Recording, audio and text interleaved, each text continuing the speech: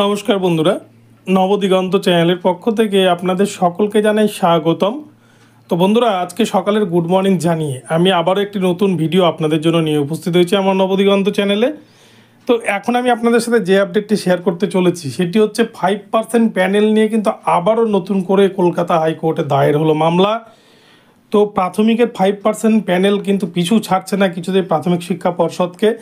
তো এই বিষয়ে আপনাদের সাথে বিস্তারিত আলোচনা করতে চলেছি যে কারা এই 5% প্যানেলের দাবিদার, কারা এই প্যানেলের ওপর আবার নতুন করে মামলা দায়ের করলো এবং এই 5% প্যানেল নিয়ে কী হতে চলেছে। আপনারা সম্পূর্ণ ভিডিওটি দেখুন, ভিডিওটি আপনাদের জন্য ভীষণ ইনফরমেটিভ হতে চলেছে। তবে তার আগে যারা প্রথমবার চ্যানেলটি দেখছেন আপনারা অবশ্যই চ্যানেলটিকে সাবস্ক্রাইব করে নেবেন এই ধরনের আপডেট সবার আগে সবার প্রথমে প্রতিনিয়ত পাওয়ার জন্য। তো চলুন তাহলে আমরা বিস্তারিত আপডেটটা এবার দেখে নিই।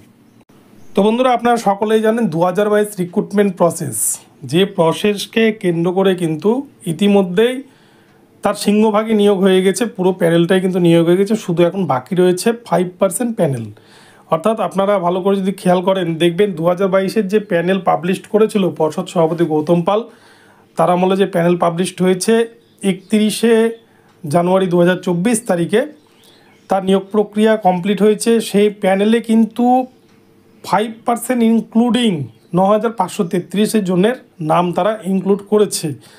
তো সেক্ষেত্রে কিন্তু আমরা দেখেছি যে মেধা তালিকায় যারা স্থান পেয়েছে তাদের কিন্তু অ্যাপয়েন্টমেন্ট দিয়ে দিয়েছে, তাদের স্কুলে কিন্তু জয়েনিং প্রক্রিয়া কমপ্লিট হয়ে গিয়েছে। কিন্তু যারা 5% প্যানেলের মেধা তালিকায় রয়েছেন তাদের নিয়ে কিন্তু প্রাথমিক শিক্ষা পর্ষদ এখনও কোনো নোটিশ জারি করেনি বা তাদেরকে নিয়ে কোনো কিছু ভাবছে না বা অফিসিয়ালিভাবে তাদের কিন্তু কোনো কিছু প্রকাশ করেনি। কেননা 5%-এর রুলস হলো যে নন জয়নিং সিট ফাঁকা থেকে যায়, যে সিটে জয়নিং হয় না সেই সিটগুলোতে কিন্তু অপেক্ষমান তালিকা বা ওয়েটিং লিস্ট বা 5% প্যানেল থেকে যে সমস্ত ক্যান্ডিডেটরা রয়েছে তাদেরকে কিন্তু তাদের সিরিয়ালি ওয়াইজ, তাদের মেরিট ওয়াইজ তাদেরকে কিন্তু সেখানে নিয়োগ দিতে হয়।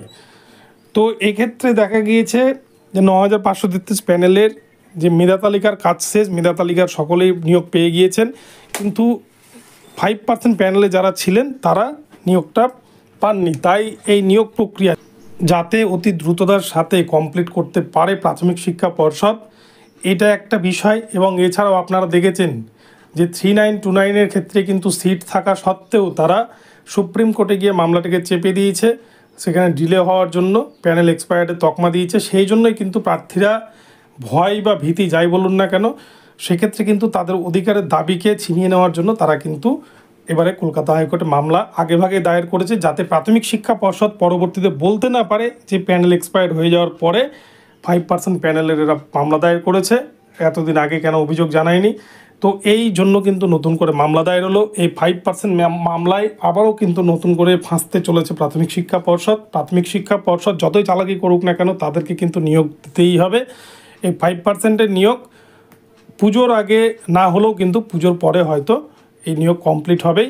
পুজোর আগে মামলাটি হয়তো এজলাসে উঠতে পারে। তো বন্ধুরা, আপনাদের ভিডিওটি যদি ভালো লাগে, আপনাদেরকে নতুন আপডেট শোনালাম, তো ভিডিওটি ভালো লাগলে অবশ্যই চ্যানেলটিকে সাবস্ক্রাইব করে দেবেন। আর এই ধরনের আপডেট প্রতিনিয়ত পেতে আমার চ্যানেলটিকে ফলো করতে থাকুন। ধন্যবাদ সকলকে, সকলে ভালো থাকবেন, দেখা হচ্ছে পরবর্তী ভিডিওতে। নমস্কার।